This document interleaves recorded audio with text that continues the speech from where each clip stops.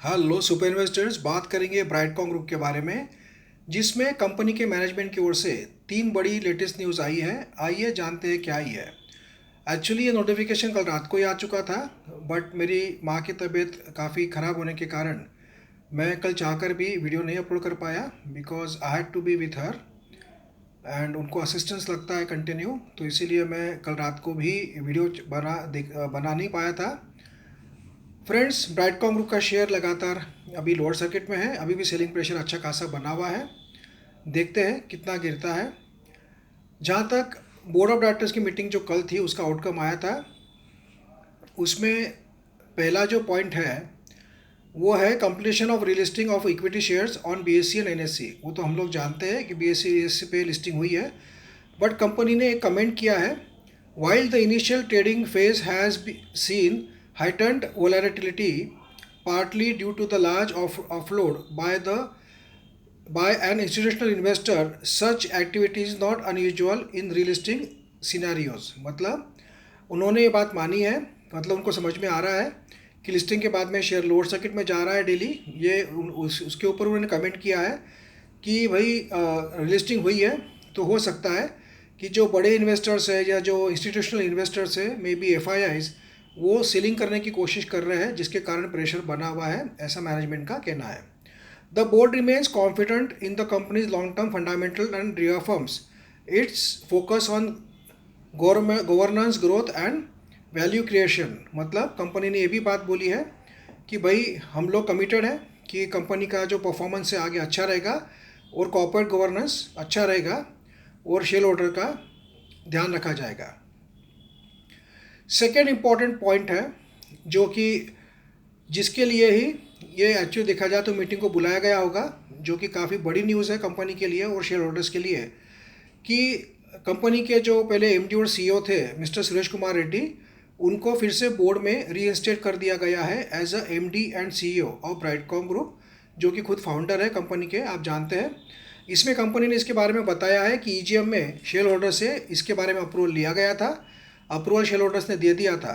उसके बावजूद भी जो लीगल मैटर चल रहा था कोर्ट में, तो उससे भी लीगल कंसल्टेंट से कंसल्ट करके फिर बोर्ड ने डिसीजन लिया है कि उनको बोर्ड में ले सकते हैं। उसके लिए कोई लीगल जो ऑब्लिगेशन पेंडिंग नहीं है, he can be part of board.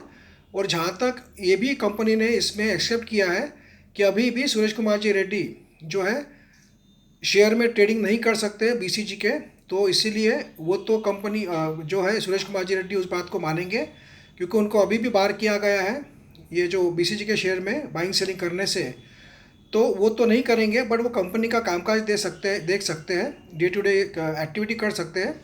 तो ये काफ़ी बड़ी न्यूज़ है, क्योंकि काफ़ी दिनों बाद, काफ़ी सालों बाद फिर से सुरेश कुमार जी रेड्डी की हमें एंट्री होते हुए देखने को मिल रही है।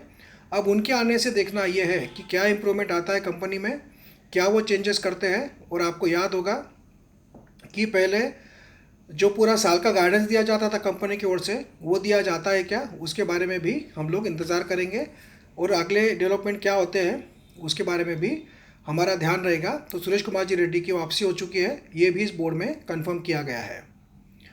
उसके अलावा direction on strategic growth and expansion initiative, मतलब वही है कि कंपनी ने बताया है कि कंपनी जो है बहुत ज़्यादा कोशिश करेगी, और उन्होंने ये भी बताया है, the board discuss the companies future direction and requested the newly appointed MD and CEO, who is also the promoter and has been closely involved in building the company from inception, to work with the extended management team to develop a comprehensive roadmap for the next phase of growth। मतलब उन्होंने कहा है तीसरे point में कि अब सुरेश कुमार जी रेड्डी की वापसी हो चुकी है, जो कि प्रमोटर रह चुके हैं कंपनी के, और उन्हें सब पता है सिंस इंसेप्शन, मतलब शुरुआत से उन्हें सब पता है ब्राइटकॉम ग्रुप के बारे में। तो उनके मार्गदर्शन में, उनके गाइडेंस में हम लोग आगे बढ़ने की कोशिश करेंगे और कंपनी को और भी नई ऊंचाई पर ले जाने की कोशिश करेंगे।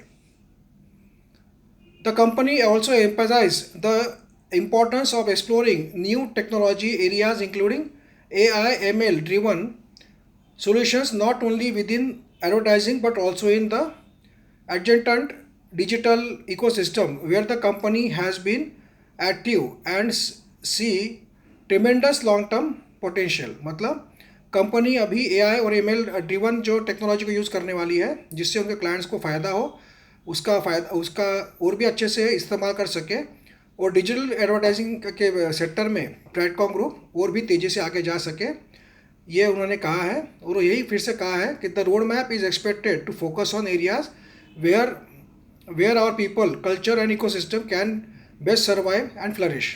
मतलब यही कहा गया है कि फ्यूचर के ग्रोथ के लिए कंपनी और मैनेजमेंट पूरी कोशिश करेगी, ये भी उसमें कहा गया है। अभी इस नोटिफिकेशन पे सिग्नेचर जो है मिस्टर रघुनाथ आलम शेट्टी की है, जो कि एग्जीक्यूटिव डायरेक्टर है। अब देखना यह है कि अगले नोटिफिकेशन पे हमें सुरेश कुमार जी रेड्डी की साइन देखने को मिलती है या नहीं मिलती है। और नीचे अनेक्शन में जोड़ा हुआ है कि कंपनी का जो मिस्टर सुरेश कुमार जी रेड्डी है, जो लोग नए हैं ब्राइटकॉम ग्रुप में, उनको बता दूं कि उनका पूरा नाम है एम सुरेश कुमार रेड्डी, और वो बीटेक है, मतलब जो bachelor of technology BTech mechanical engineering Indian Institute of Management, sorry IIT, मतलब इंडियन इंस्टीट्यूट ऑफ टेक्नोलॉजी से है, खड़गपुर से उन्होंने बीटेक किया हुआ है।